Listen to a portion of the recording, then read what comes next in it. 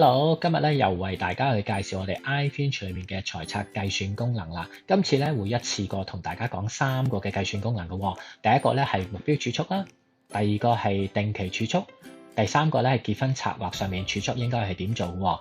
咁我哋首先咧而家進入呢個目標儲蓄先。嗱，入到去之後咧，大家會見到有一啲紫色嘅字啦，同埋有粒星嘅。咁呢啲係必須要輸入嘅項目嚟嘅喎。咁至於年齡啊呢啲咧，咁黑色嘅咧就係你中意輸入又得，唔中意輸入亦都得嘅。咁下面咧就係睇下嗰個儲蓄方式啦。咁究竟我哋係想一次過啊，每年啊，定係每月嘅儲蓄？當我而家咧係想係每月嘅儲蓄，咁我揀翻啦，目標嘅金額係究竟幾多咧？咁我可以用呢個綠色掣向上調啦。我目標金額咧係50萬嘅，不過我調多咗，咁我可以用翻呢個灰色嘅掣咧向下調翻，咁就 OK 噶啦。咁至於啦，年期方面咧，我係想呢50萬咧儲幾耐就有咧？咁我希望咧10年後咧我就有噶啦。而家好多理財嘅策劃工具咧，你想10年之後有呢50萬。但係咪一定要儲足10年咧？其實未必噶嘛。咁我自己咧可能係話，其實我想儲5年咧就停噶啦。咁等佢再自己去滾存5年，咁10年之後我就可以攞到50萬咁樣啦嚇。咁至於啦，回報方面咧，個比率係幾多咧？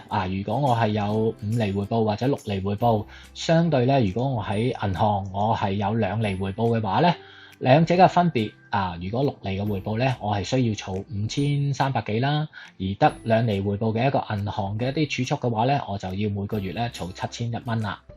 咁目標儲蓄呢個功能頁咧，其實係非常之容易用嘅喎。咁而家我翻去前面啦，我又講定期儲蓄啦。咁定期儲蓄係點咧？同頭先嗰個單元啦，即係嗰個功能頁咧係咁上下啦。不過咧呢個咧就唔係話我一個目標嘅金額，而係我每一期我係想儲幾多錢。譬如話我想儲5000蚊啦，我係10年後有嘅。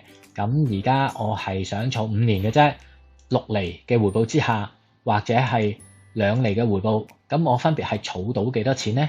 咁呢個咧係定期儲蓄嘅一個功能嚟嘅。我哋睇完定期儲蓄呢個功能頁嘅使用方法之後咧，我哋就入去睇另外一個啦，都係今日最後介紹嘅一個，就係結婚策劃嘅計算啊。咁我哋而家即刻入去，入到去之後咧，大家可以選擇呢個儲蓄方式啦，好似頭先一樣，可以揀一次過啦，每年啦，定係每月。我而家當係每月嘅儲蓄先啦。嗱，呢度咧已經預設咗一個結婚嘅開支啦。其實大家可以喺邊個位嗰度咧做一啲調節嘅咧？大家可以去入到呢個功能頁嘅副頁，入到去之後咧，大家其實係可以選擇最低水平啦、平均開支啦，定係最高水平。譬如話，我想喺幾個項目上面咧，我增加我個預算喎。第一咧，我就想喺嗰個婚宴上面咧，我增加到我預算咧去40萬啦。而嗰個蜜月上面咧，我想增加到去15萬。另外咧，我又想行教堂，咁所以咧，我又想喺呢個教堂開支上面咧，我增加一個1萬蚊嘅開支啦。咁而家我嗰個預算開支咧，就由頭先70幾萬咧，就變咗而家係90幾萬噶咯喎。咁嗱，翻去前面嗰頁啦，就睇下你而家有幾多儲蓄啦。譬如話係20萬啦。你幾時結婚咧？嗱，打算係5年之後，同時之間咧，你又想買一層大概500萬嘅樓啦。而家嘅儲蓄係0啦，都係同時5年之後一齊買層樓嘅。至於生育開支方面咧，我又想儲多10萬啦。而家又儲蓄係0嘅，幾時有小朋友咧？就係結婚之後5年啦。